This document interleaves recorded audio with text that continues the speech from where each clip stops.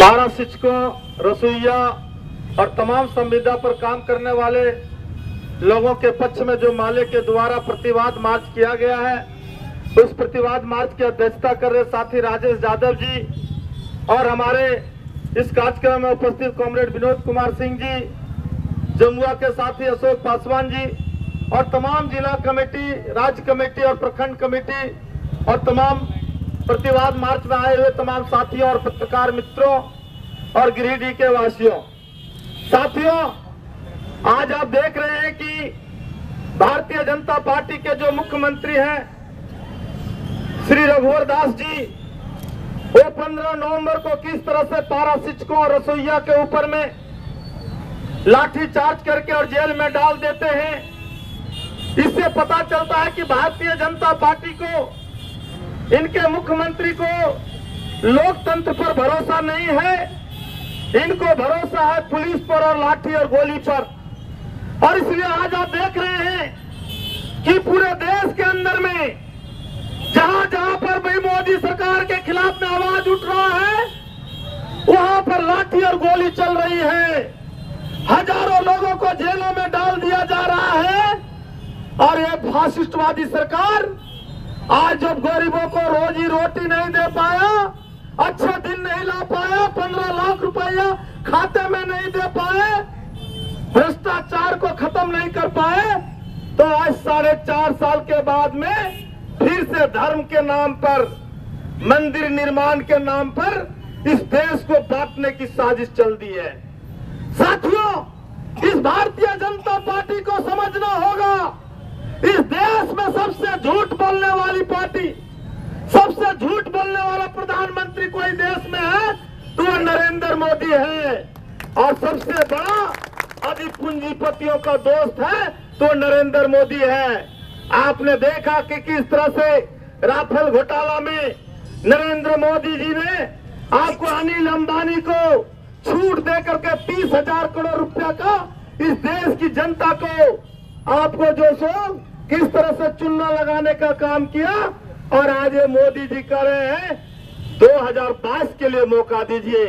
मोदी जी, 2019 में ही मौका नहीं मिलेगा तो 2022 का सपना क्यों देख रहे हो? इस बार तो आपको जाना तय है।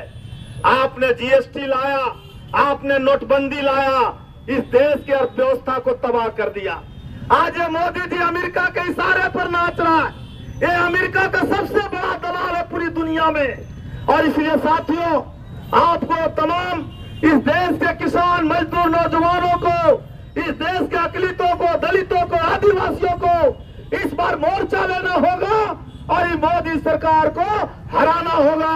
और 2019 में एक एक सवाल को जवाब लेना होगा। अभी इन लोगों के विधायकों को घेरा जा रहा है तो कह रहा है कि मुख्यमंत्री नहीं हमारी बात को सुनते हैं। अरे आपके बात को मुख्यमंत्री नहीं सुनते हैं, दूसरा उस मुख्यमंत्री को लात मार दो, उसको क्यों नहीं समर्थन वापस लेते हो? ये दलाली नहीं चलेगा, ये लोगों को मूर्ख बनाने की राजनीति नहीं चलेगा। यदि हिम्मत है तो नेतृत्व परिवर्तन के लिए सब विधायक लोग इस बात के, इसी राज्य के अंदर में बाबूलाल मरांडी को हटाया गया, इसी राज्य के अंदर में आपके जो है अर्जुन मुंडा को हटाया गया। हम कह रहे हैं तो क्या ये रघुवर दास नहीं हटेगा?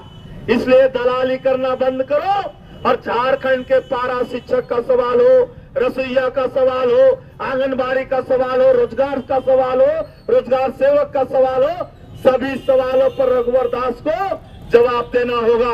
और जिस तरह से 15 नवंबर को उन्होंने लाठी गोली चलाया, पूरे झारखंड की जनता को माफी मांगना होगा। हम लोग आज माफी मांगने के लिए आज रघुवर दास से कह रहे हैं, इसके लिए हम लोगों ने मार्च किया है। साथियों, आपको समझना होगा, झारखंड अलग राज्य तो बन गया लेकिन झारखंड का नव निर्माण नहीं हुआ। अभी 10+2 का जो परीक्षा हुआ उसमें झारखंड के छात्रों को नौकरी नहीं मिली, यहाँ के नौजवानों को नौकरी नहीं मिला। और ये नौजवान कहाँ के नौकरी ले ले, 70% लोगों का नौकरी मिल गया उत्तर प्रदेश और बिहार के लोगों को। और रघुवर दास क्या कर रहे हैं कि यहाँ के लोगों क्वालिफाई नहीं है, यहाँ के लोग योग्य नहीं है, यहाँ के लोग अयोग्य हैं। रघुवर दास कह रहे अयोग्य हैं। साथियों, समझना होगा, यही अयोग्य लोग ने आपको मुख्यमंत्री बनाया, नीरा यादव को मंत्री बनाया और आज झारखंडी लोग भाजपा के नजर में अयोग्य लोग हैं। इसलिए इस अपमान का बदला लेना होगा। जो मंत्री और मुख्यमंत्री ने झारखंड के नौजवानों को अपमान किया है, जो अयोग्य कहा है, इसका बदला लेना होगा। यदि आप झारखंडी होने का गर्व रखते हो, आप अपने आप को झारखंड के साथ समझते हो, ये भाजपा को इस बार जो 36 को है उसको 6 पर पहुंचा देना होगा। तभी अब रघुवर दास को होश ठिकाने आएगा। जो अहंकार के चूर में कह रहा है कि पारा टीचर लोग पत्थरबाज हैं, ये कह रहा है पारा टीचर लोग गुंडे हैं। सबसे बड़ा गुंडा तो आप है मुख्यमंत्री जी, जो पूरे झारखंड को गुंडागर्दी में बदल दिए हैं। कभी गांव के नाम पर किसी को मार रहे हैं, किसी धर्म के नाम पर मान रहे हैं, और रोजगार मांग रहा है तो लाठी गोली चलवा रहे हैं। और उल्टा चोर कुतवाल के डांटे कहते हैं कि ये लोग पत्थरबाज हैं। अब झारखंडी लोग इन लोग जो है सो आतंकवादी नजर आने लगेंगे, उग्रवादी नजर आने लगेंगे।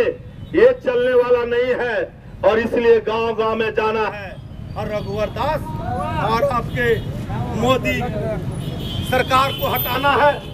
इसलिए हम लोग यही गिरिडीह के तमाम साथियों से कहना चाहेंगे कि हम लोगों ने आज जो है सो ये रघुवर दास माफी मांगो, पारा शिक्षकों को और तमाम संविदा लोगों को अधिकार दो। इस सवाल को लेकर के आज हम लोग मार्च किए हैं और कल से हम लोग गांव गांव में जाएंगे। मोदी हटाओ देश बचाओ नारा दीजिए आप लोग जोर से।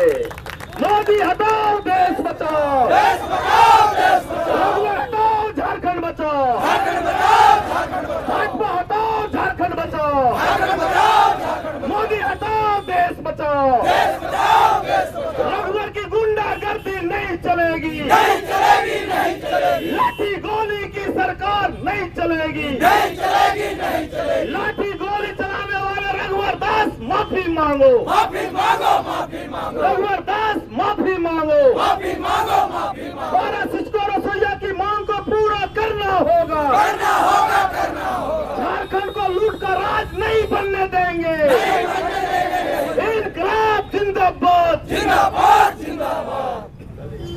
साथियों, अब धन्यवाद ज्ञापन करेंगे गिरिडीह विधानसभा के नेता हमारे कॉमरेड राजेश सिन्हा जी।